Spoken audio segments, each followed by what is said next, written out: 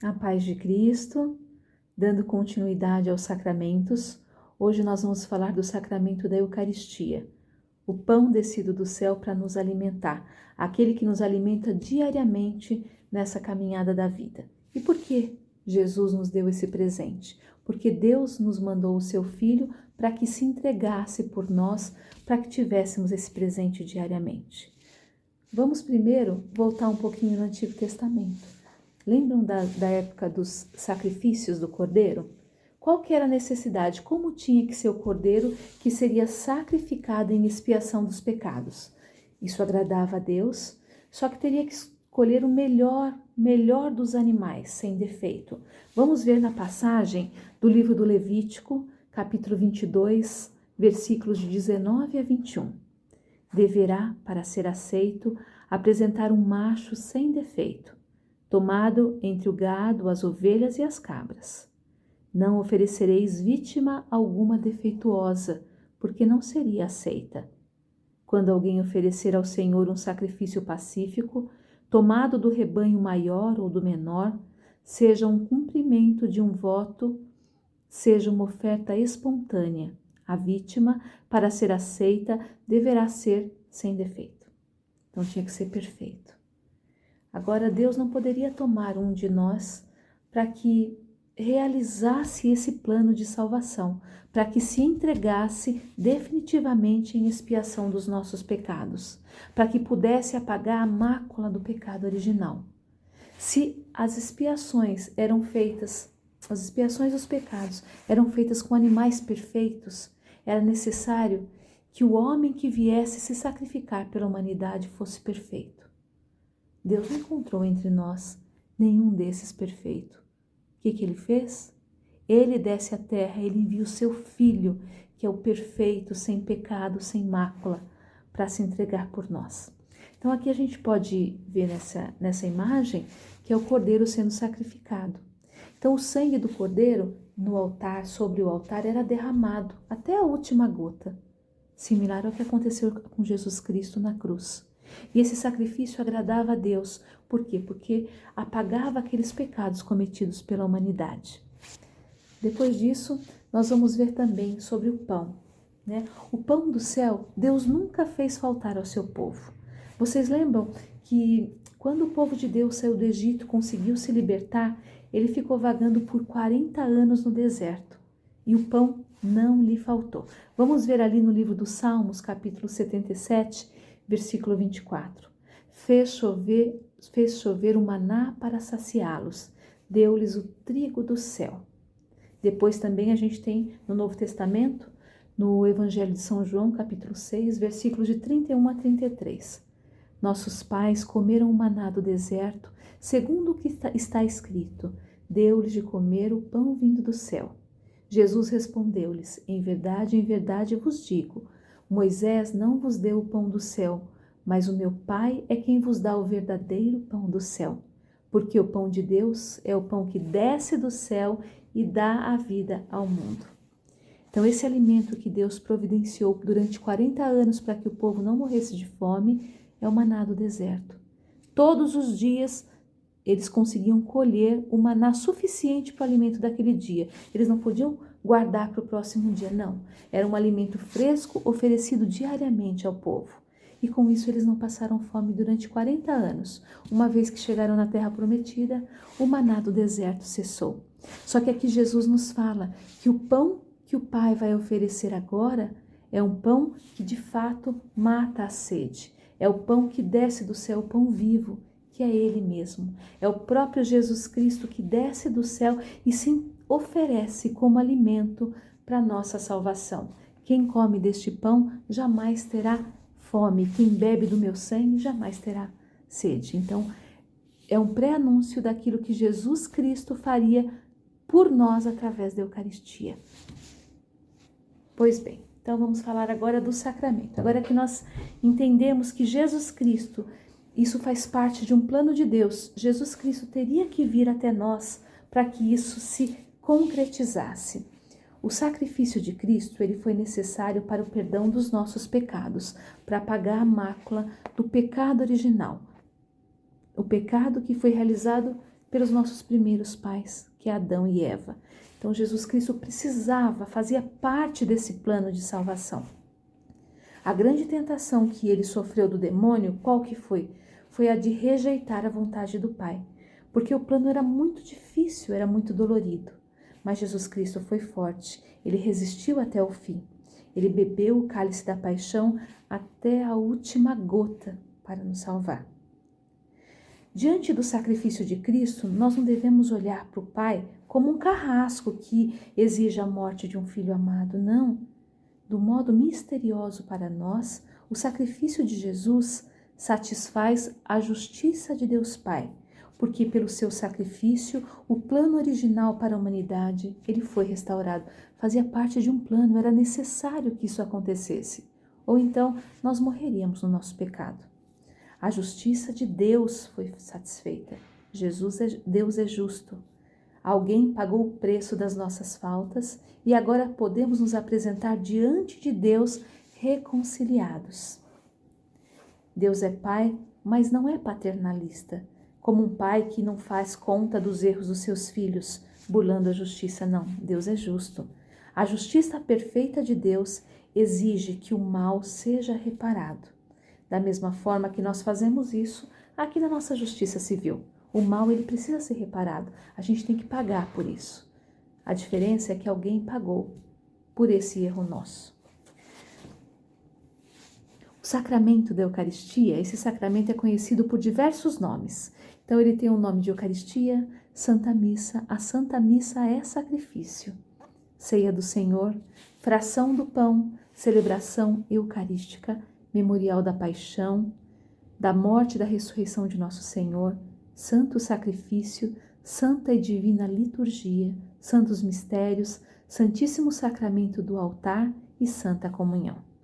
Vamos ver em Lucas como que Jesus Cristo se entrega por nós. Ele se entrega na última ceia, em que ele reúne todos os seus discípulos, inclusive aquele que iria traí-lo, e ele se apresenta, ele se entrega como alimento para nós. Em Lucas capítulo 22, versículos 19 a 20, isto é o meu corpo que vai ser entregue por vós. E este é o cálice, e este cálice é a nova aliança do meu sangue, que vai ser derramado por vós.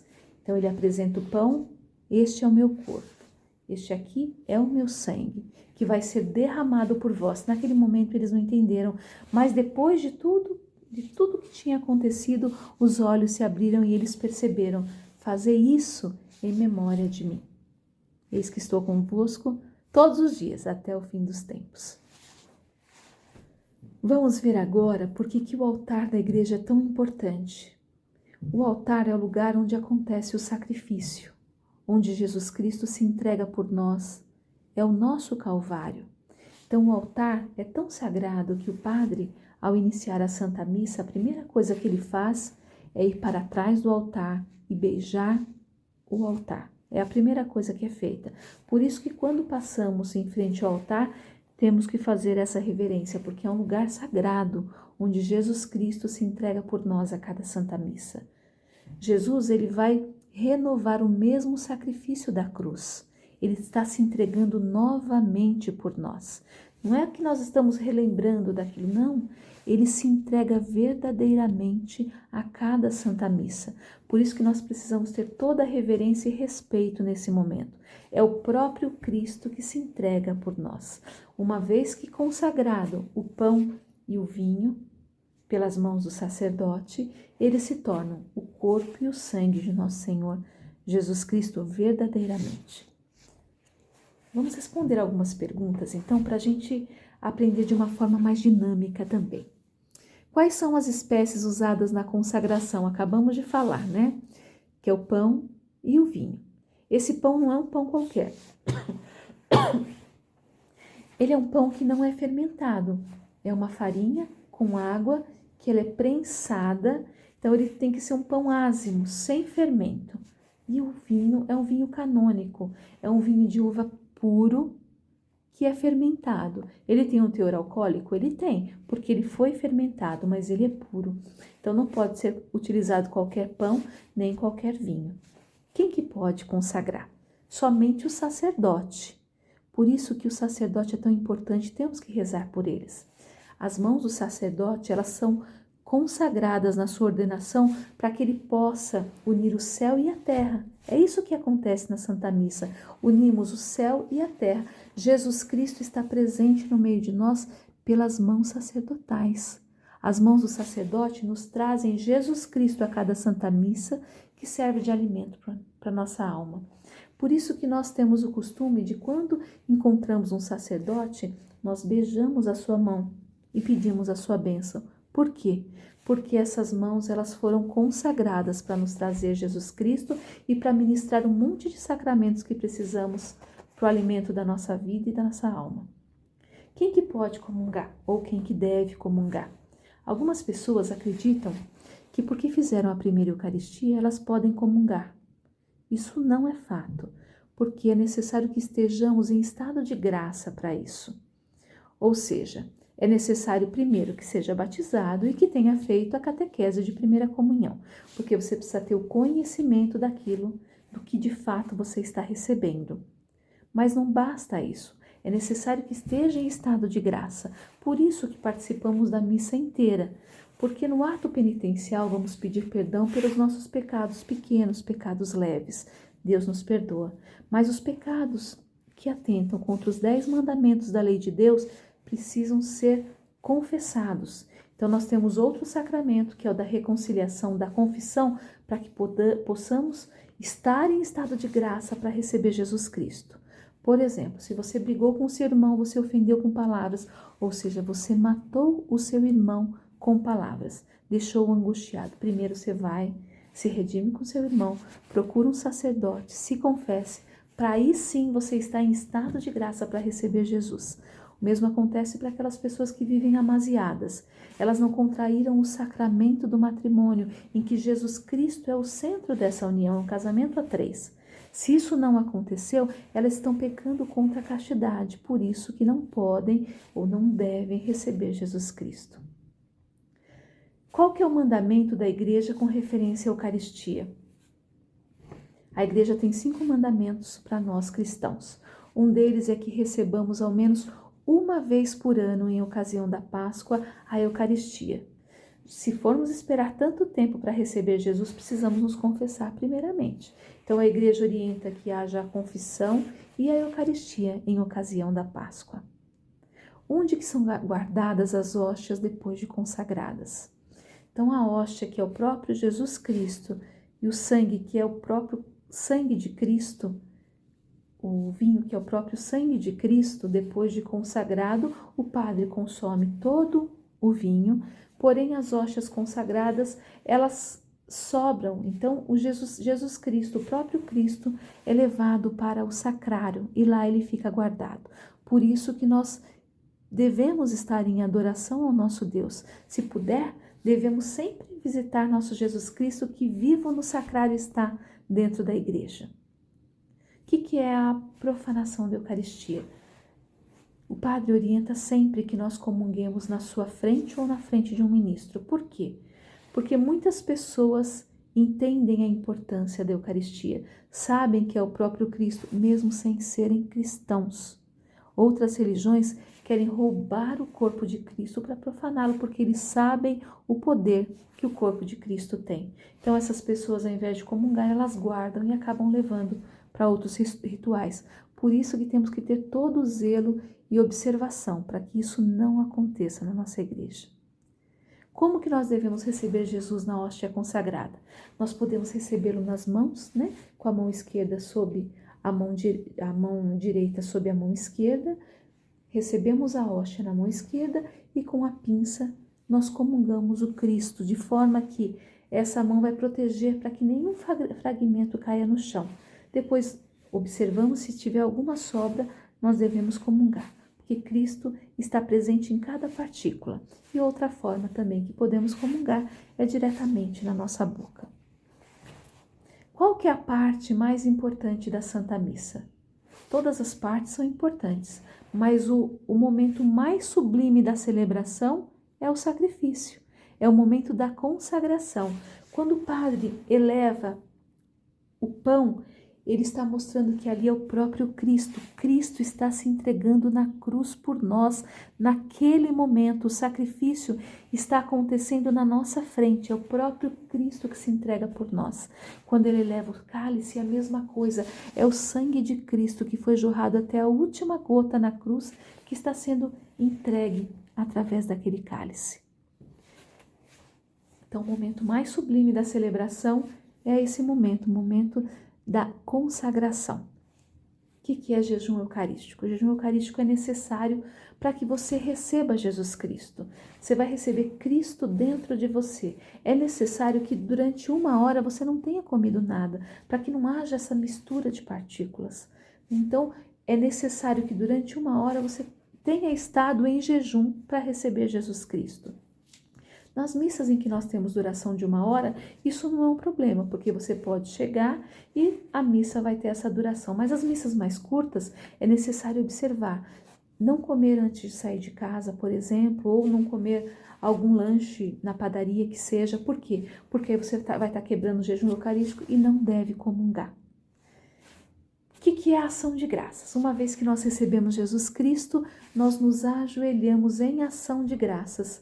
É um ato de agradecimento a Deus, de profunda adoração ao nosso Senhor. Por quê? Porque Ele está presente dentro de nós. Assim como o sacrário é sagrado, porque Jesus Cristo habita ali, uma vez que comungamos, nós somos um sacrário vivo, porque Jesus Cristo habita dentro de nós. Então nós devemos nos ajoelhar, reverenciar o máximo por essa graça que Deus nos deu, que é habitar dentro de nós, se oferecer como alimento, que alimenta a nossa alma. Então é um momento de muita gratidão. Se pudermos, devemos ficar 15 minutos em ação de graças, adorando esse nosso Deus que se entregou por nós. Quais os benefícios da Eucaristia ao homem? Quanto mais a gente comunga, mais a gente se assemelha ao nosso Senhor Jesus Cristo. Nós estamos comungando a sua própria carne. Então ela faz parte, ela se embrenha no nosso ser, na nossa matéria, de forma que a nossa alma e o nosso corpo, eles vão se assemelhar a nosso Senhor Jesus Cristo. Observem as pessoas que comungam, elas têm uma face, ele resplandece como se fosse a face de nosso Senhor Jesus Cristo. A serenidade toma conta da parte física, mas o mais importante, a alma se transforma. Por isso que é tão importante a Eucaristia, ela é capaz de transformar o homem, tirar aquilo tudo que tem de mal e nos configurar ao próprio Cristo. Quantas vezes nós podemos comungar no mesmo dia?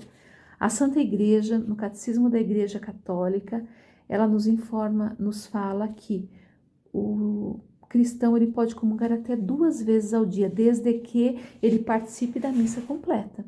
Tá? Então é necessário que ele participe da missa por completo. Por exemplo, se participou da missa da manhã, pode comungar. Se participou da missa da noite, também pode comungar. No máximo 2 vezes ao dia.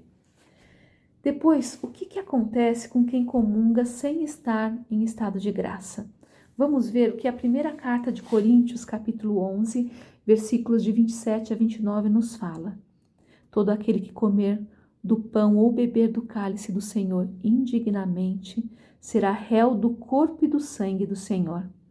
Por conseguinte, que cada um examine a si mesmo antes de comer desse pão e beber deste cálice. Pois aquele que come e bebe sem discernir o corpo, come e bebe a própria condenação. Muitas vezes é melhor que você não receba Jesus Cristo se você não estiver no estado de graça, porque agora que você tem esse conhecimento, você pode estar comungando a sua própria condenação. Agora, para a gente poder finalizar o nosso tema de hoje, agora nós aprendemos que a Eucaristia é de extrema importância, que somente o sacerdote pode nos trazer a Eucaristia, um diácono não pode, um seminarista não pode, um leigo também não pode, somente o sacerdote.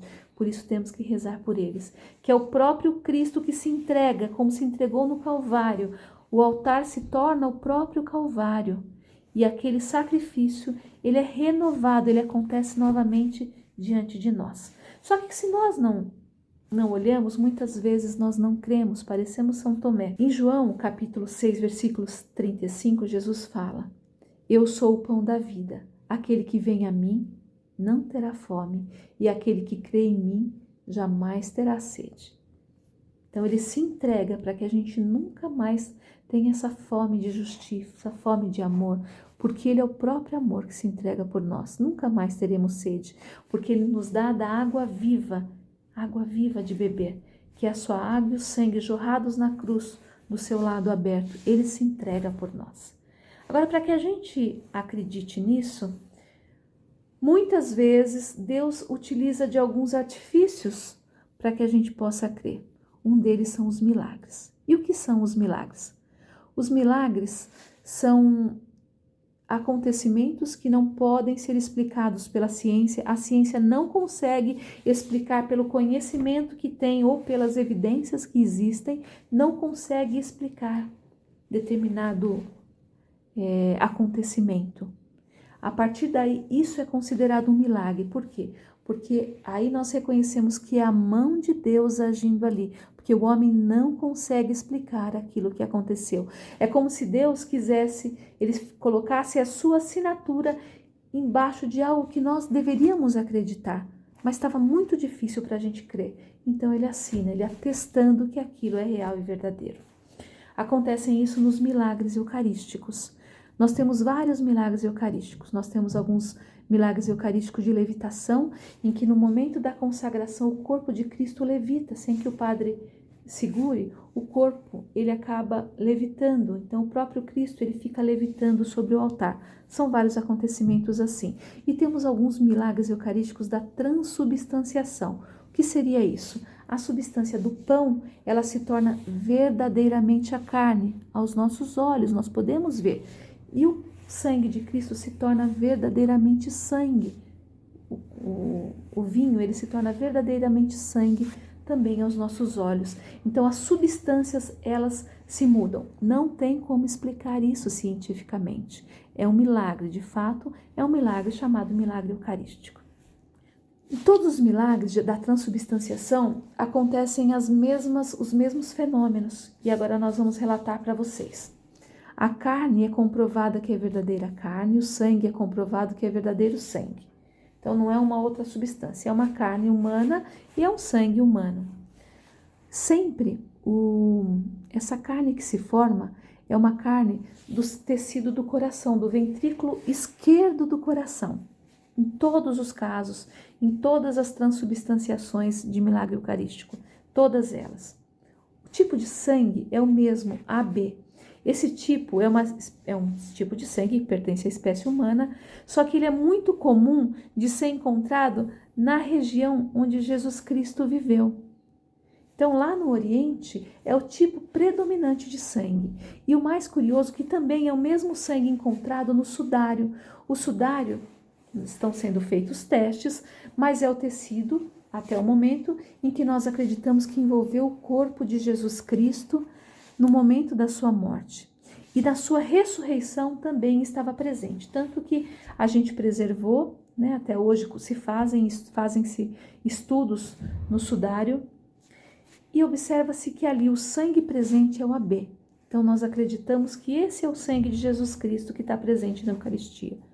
O curioso é que este corpo e este sangue que se tornaram esse milagre eucarístico e foram transubstanciados, eles estão expostos a agentes físicos porque eles não estão congelados, eles estão numa situação normal e eles não estragam. E o mais curioso, eles estão vivos.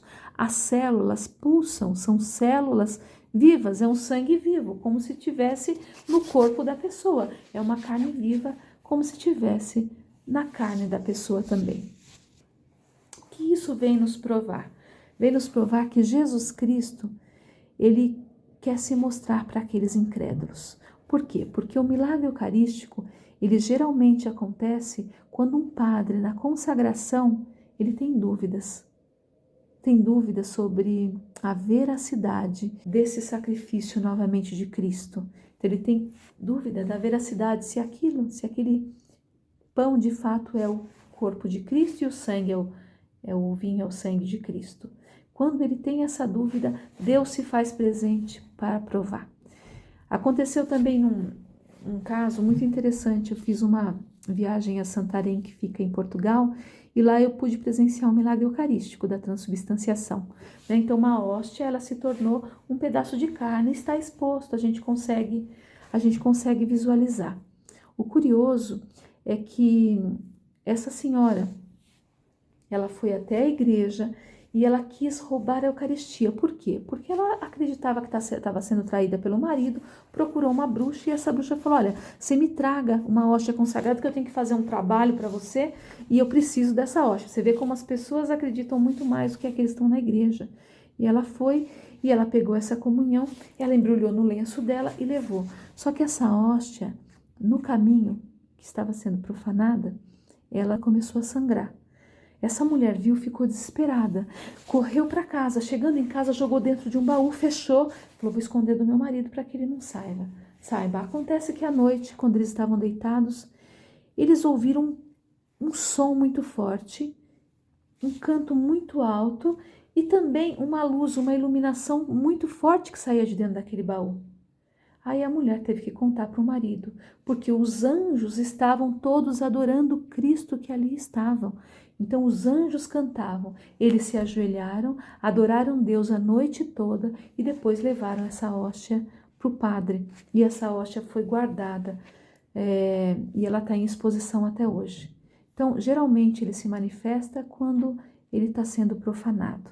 Por isso que devemos ter todo carinho, acreditar que é o Cristo verdadeiro. Ele não precisa se mostrar como carne. A gente sabe que é a carne de Cristo ali. Ele não precisa se mostrar como sangue. A gente sabe que é o próprio sangue de Cristo que foi derramado na cruz por nós.